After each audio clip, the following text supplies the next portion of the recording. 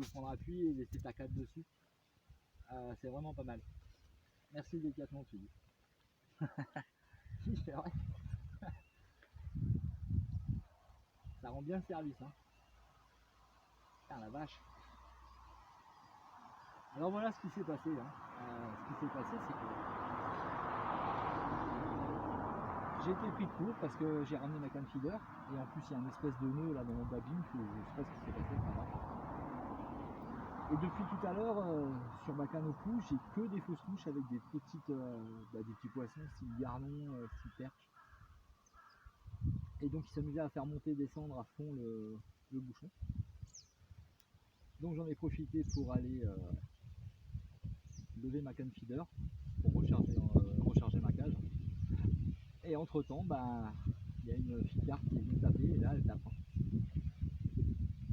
Donc la canne a failli s'en aller. Enfin bref. Et j'ai toujours pas prévu d'amorce supplémentaire pour continuer à amorcer mon trou pendant que je travaille avec celle-ci. Voilà. Comme quoi avoir deux cannes en même temps c'est un peu compliqué. Et d'un autre côté, si t'as qu'une canne et que ça ne mord pas, la journée peut être longue et surtout très très frustrante.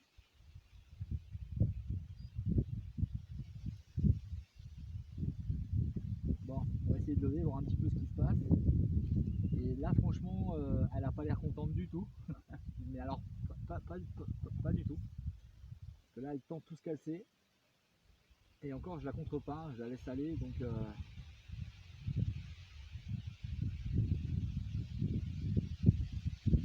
la dernière carte faisait 6 kg. J'espère que celle-ci on fera 7, on va savoir. Ça va être sympa. Donc là, je lève juste un peu la canne, c'est pas pour changer de stratégie, c'est juste pour essayer de savoir à quoi je me mesure.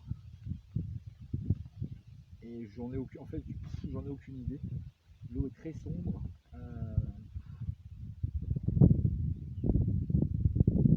Donc en fait, je ne sais pas.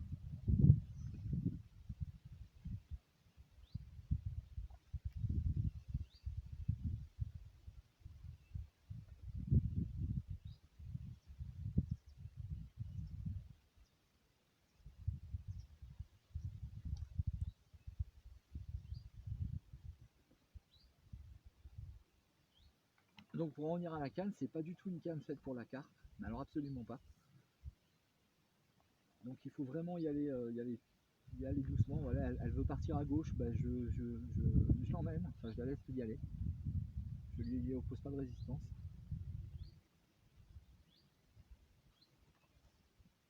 Déjà parce que j'ai pas envie de lui faire mal, j'ai pas envie d'abîmer le matériel, et puis c'est ma façon de pêcher, à moi.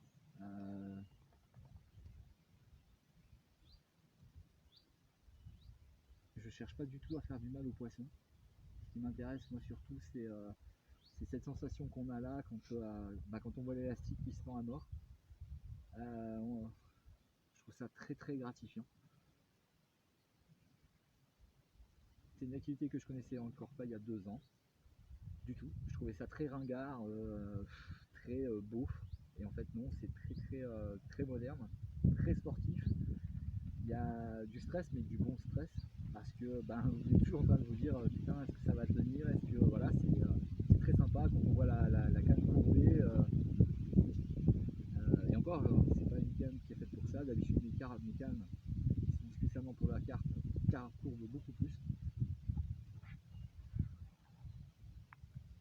Donc voilà, là elle se rapproche doucement, on arrive, donc je vais pouvoir commencer à déboîter doucement ma canne, pas à carpe en fait, parce que c'est pas une canne à carpe. Mais bon, à l'époque, on n'avait pas les moyens d'acheter mieux que ça. Et puis j'en suis content. Bon, je suis passé à autre chose, mais heureusement que je l'ai aujourd'hui pour en secours. Et elle fait le boulot. Elle fait le boulot. T'as vu, il y a un chat là-bas qui se balade, regarde. Ouais. Il est beau, hein.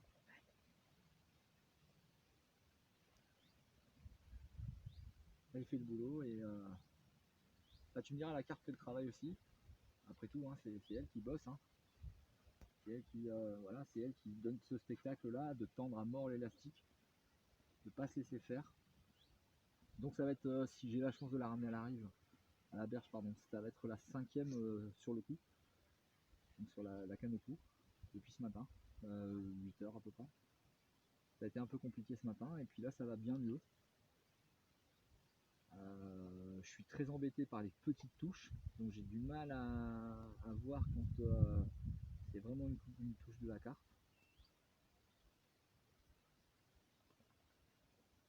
Mais sinon, à part ça, c'est plutôt sympa. C'est plutôt sympa. On va pouvoir doucement. C'est là que ça devient un peu plus complexe. C'est quand on arrive au bord. Je suis dans un étang où là, où est la ligne à peu près, il y a des gros rochers. Et elles ont l'habitude d'aller se cacher dessous. Et puis alors là, pour les décoller, c'est assez complexe, mais ça m'est déjà arrivé d'être obligé de couper, hein, ni plus ni moins. Couper la ligne pour récupérer la canne à pêche et puis pour qu'elle s'en aille parce qu'elle voulait rien savoir. Donc des fois le poisson gagne. Enfin, il gagne tout le temps, hein, avec moi, puisque avec tout le carpis, puisque de toute façon il est systématiquement remis à l'eau. On pourrait constater qu'il n'y a même pas de bourriche à mon spot. J'en ai pas, j'en veux pas. Aucun poisson n'est prisonnier avec moi.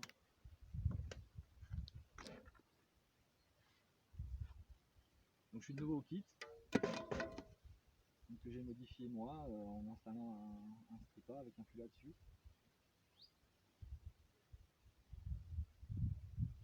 Et là, elle a l'air toute prête déjà. Donc on va voir ce qu'elle dit quand je vais commencer un petit peu à lui dire faut aller dans les puisettes. Et à mon avis, elle va gueuler.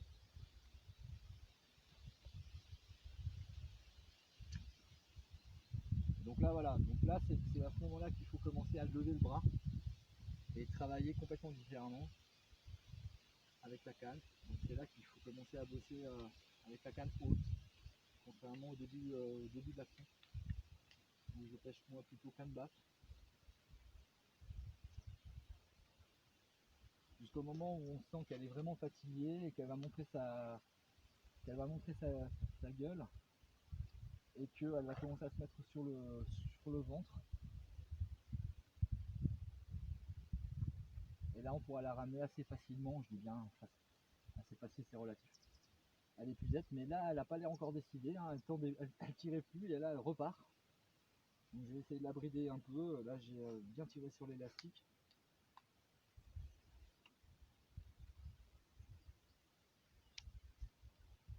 Qui est soumise à quand même à forte tension.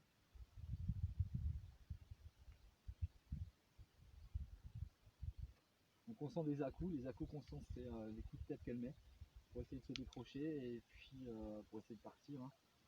C'est tout à fait normal.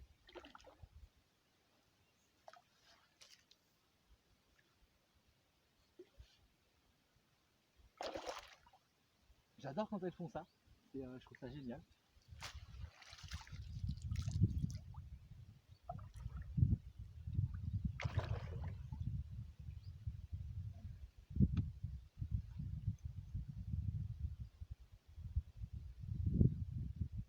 Donc faut prendre son temps, hein. Ça sert à rien de tirer comme un zao sur la carte, ça sert à rien de tirer comme un taré aussi sur le matériel, ça sert à rien voilà, on n'est pas sur un treuil, on leur fait pas de mal, on évite de les stresser au maximum. On est là pour pêcher, donc on prend son temps. Et tranquillement, on essaye de la ramener à la berge. Donc, je vais reprendre tout ce que je peux d'élastique.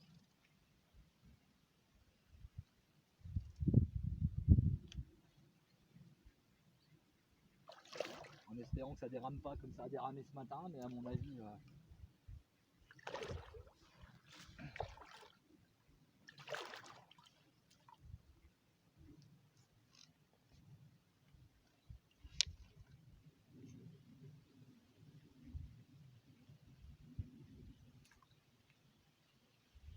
Donc là maintenant j'ai pratiquement plus d'élastique, donc je travaille vraiment sur la résistance du crin, enfin du nylon, et sur la résistance de mes montages en espérant que ça va tenir. Il n'y a pas de raison, hein. Ça ne tienne pas.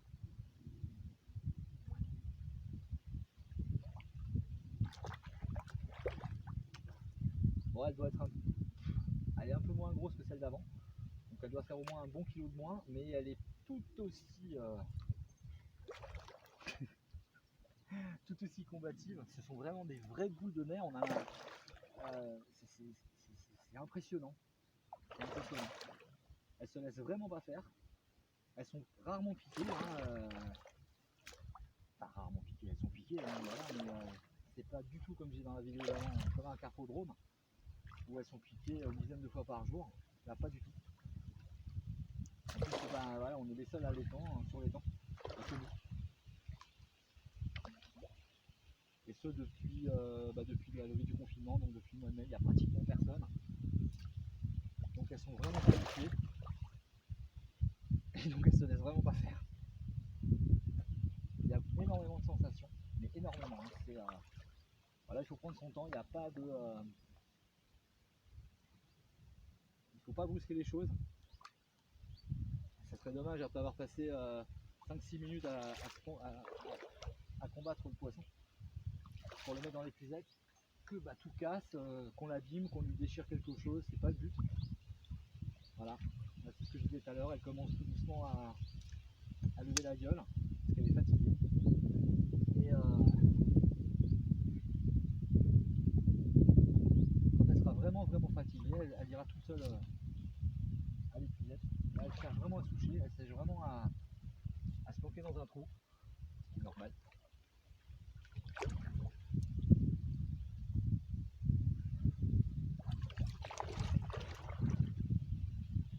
Voilà, tout doucement la fifi, voilà. Et là, elle se laisse faire et on la ramène en douceur. On la porte comme ça pour pas l'abîmer et on la met directement dans le tapis de réception sans perdre de temps, sans laisser aller son ego humain. Le but du jeu, c'est donc de la peser.